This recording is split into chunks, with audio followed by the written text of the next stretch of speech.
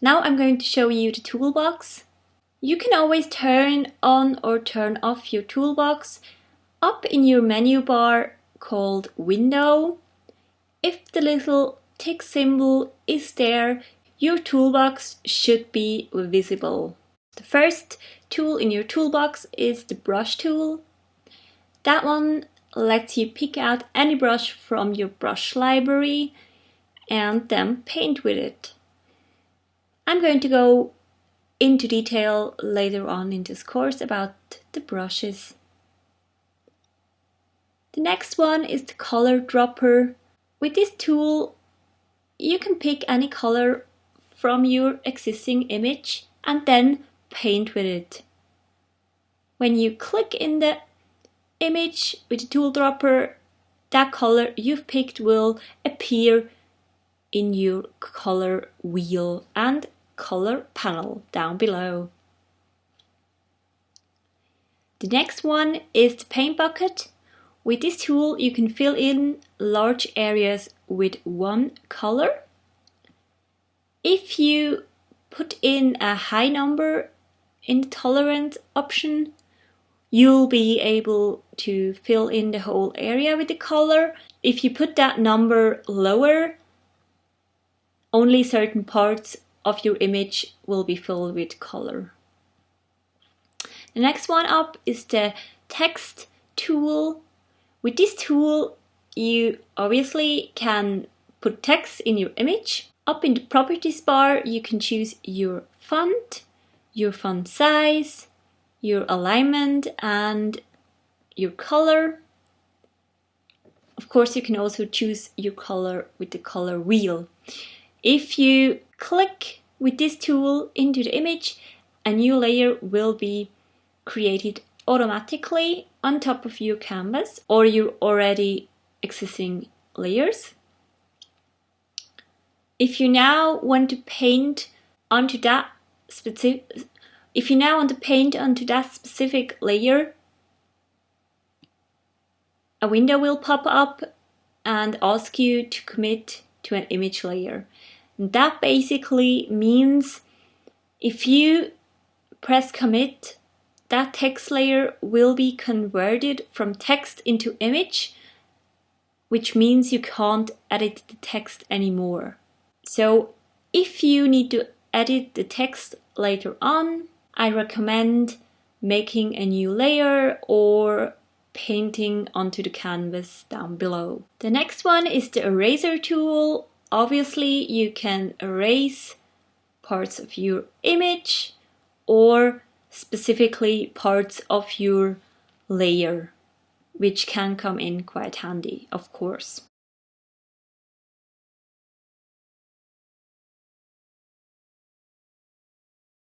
Your next tool is the cropping tool. With this tool, you can cut out parts of your image.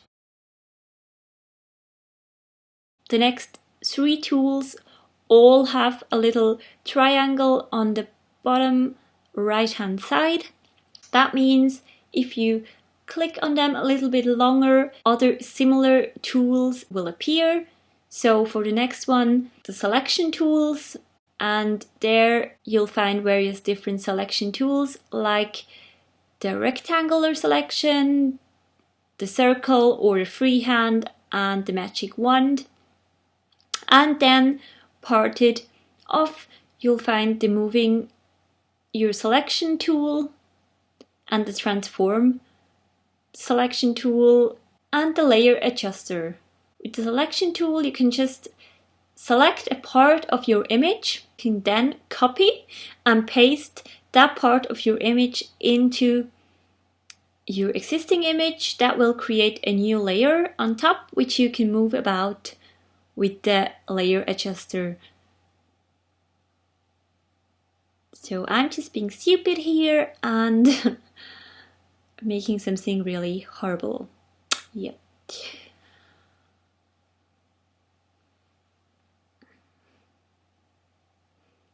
The magic wand selects similar kinds of colors in your image.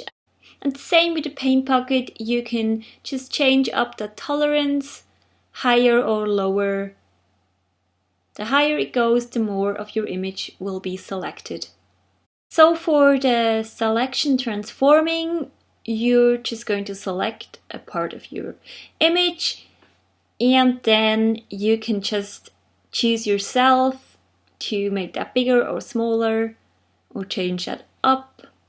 You can also rotate that, and you can do various perspective distortions, which definitely also can come in handy.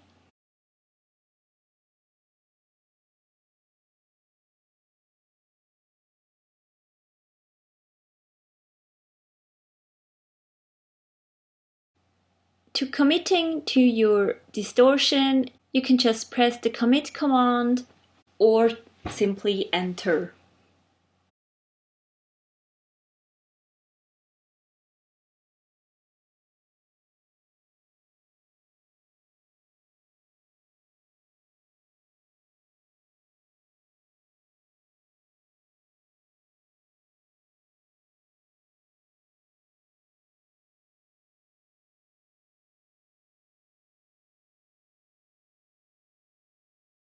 The rubber stamp lets you copy and paste parts of your image through a brush.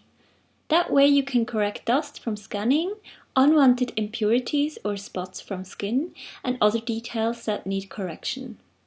It's a great tool for editing beauty photographs. You can pick up a color by pressing Alt. A small one appears, showing you the spot you have chosen for copying.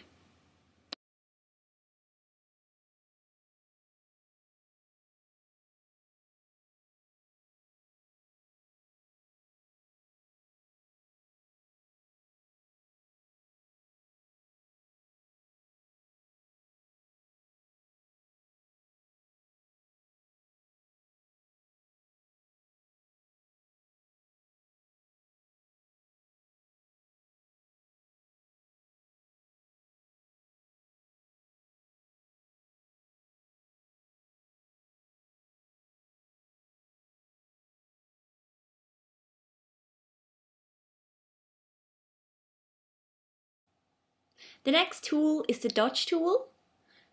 It lets you lighten up parts of your image while using it like a brush. And the other one is the burn tool, and that one does just the opposite. It darkens parts of your image.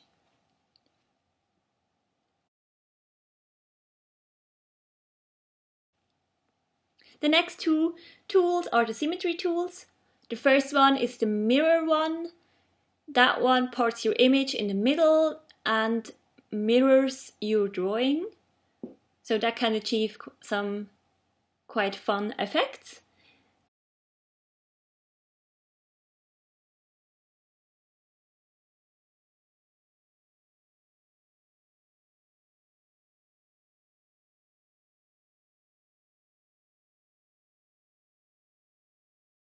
The next one is even more interesting. It's a kaleidoscope. That one parts your image into 6 pieces and mirrors them all to each other.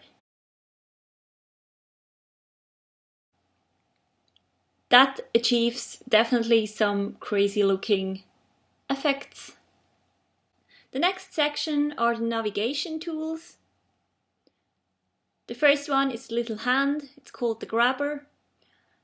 By clicking that one, you can just move around your image, especially when you're zoomed in. That's really important that you can move around. I like to use the keyboard shortcut with the space bar. So that's really easy. While painting, just press the space bar and the little hand appears. The next two are the zoom tools. The first one lets you zoom in and the second one lets you zoom out.